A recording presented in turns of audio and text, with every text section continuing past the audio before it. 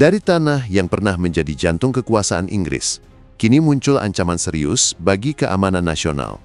MI5, MI6, bahkan FBI memperingatkan bahwa sebuah plot yang disamarkan sebagai misi diplomatik bisa menjadi pusat jaringan spionase terbesar di Eropa.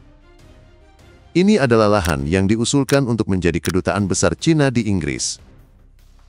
Jika berhasil dibangun, tidak hanya akan menjadi yang terbesar di London, tetapi juga di seluruh benua. Namun, pembangunan ini adalah pertaruhan besar. Mengapa China membutuhkan markas sebesar itu, dan mengapa setiap orang, mulai dari penduduk lokal hingga kepala mata-mata Inggris, berusaha menghentikannya? Kedutaan adalah tempat yang aneh. Secara permukaan, ia hanyalah kantor yang dipenuhi orang-orang yang melakukan pekerjaan membosankan. Namun di balik tampilan luarnya, ia adalah sebuah pernyataan. Sebuah citra negara yang diproyeksikan melalui batu Portland dan dinding berlapis warna krem. Pembangunannya tidak hanya mencerminkan kekuasaan, tetapi juga menunjukkan posisi sebuah negara dalam urutan atau tingkatan diplomasi dunia. Mereka diatur oleh seperangkat hukum yang sangat tidak biasa, salah satunya adalah aturan emas diplomasi internasional. Bangunan dan staf di dalamnya kebal dari gangguan siapapun kecuali negara yang mereka wakili. Seiring waktu, aturan ini telah menjadi sangat berguna untuk melakukan lebih dari sekadar urusan diplomatik. Philip Ingram, mantan perwira intelijen militer senior Inggris, mengungkapkan bahwa peran kedutaan adalah untuk mewakili pemerintahnya, namun juga untuk mendapatkan pemahaman tentang negara tuan rumah. Ini adalah pengumpulan informasi, baik yang terbuka dari pers atau melalui percakapan, yang semuanya merupakan intelijen. Namun, ia menambahkan, kemudian ia juga berfungsi sebagai penyamaran untuk intelijen yang lebih rahasia. Pada 1876, dinasti Qing mendirikan kedutaan pertamanya dimanapun di dunia di sini, di Inggris. Ini adalah hasil dari perjanjian tidak adil setelah peristiwa Margery, di mana Inggris memaksa Cina untuk mengirim utusan yang secara pribadi meminta maaf kepada Ratu Victoria. Sejak itu, gedung ini telah menjadi misi diplomatik permanen Cina.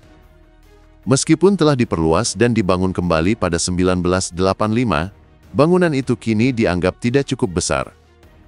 Maka pada 2018, Republik Rakyat China membeli Royal Mint Court, sebuah lahan strategis seluas 5,5 hektar yang berlokasi di antara dua pusat keuangan terbesar di dunia, The City of London dan Canary Wharf.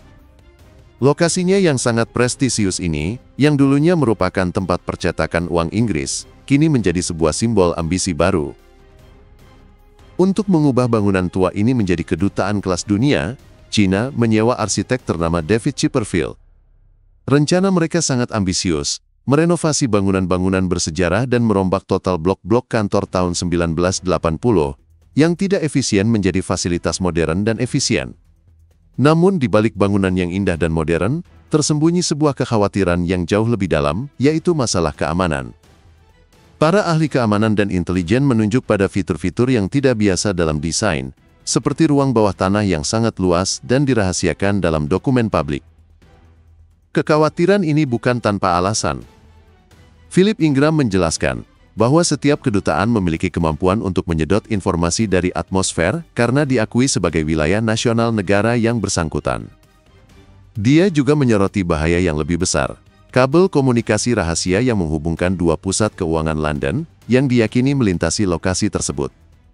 Mantan kepala MI6, Sir Richard Dearlove, memperingatkan bahwa China, jika diberi kesempatan, dapat dengan mudah menyadap kabel-kabel ini dan mengumpulkan data dalam jumlah tak terbatas. Pada Desember 2020, Komite Perencanaan Lokal menolak izin untuk kedutaan baru tersebut, mengakhiri rencana tersebut. Namun, segalanya berubah dengan cepat. Pada Juli tahun 2024, Partai Buruh memenangkan pemilu Inggris, dan beberapa hari kemudian, aplikasi perencanaan yang sama diajukan kembali.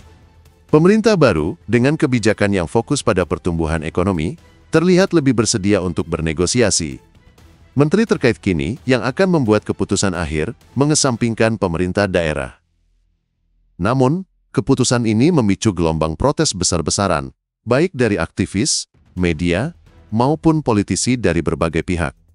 Gedung Putih bahkan ikut campur, memperingatkan bahwa kedutaan baru itu akan menimbulkan risiko keamanan nasional, dan membahayakan pertukaran intelijen antara kedua negara. Inggris harus memilih, apakah mereka akan mengorbankan keamanan nasional demi keuntungan ekonomi? Di balik pintu tertutup, kisah pembangunan kedutaan ini bukanlah tentang diplomasi yang mulus.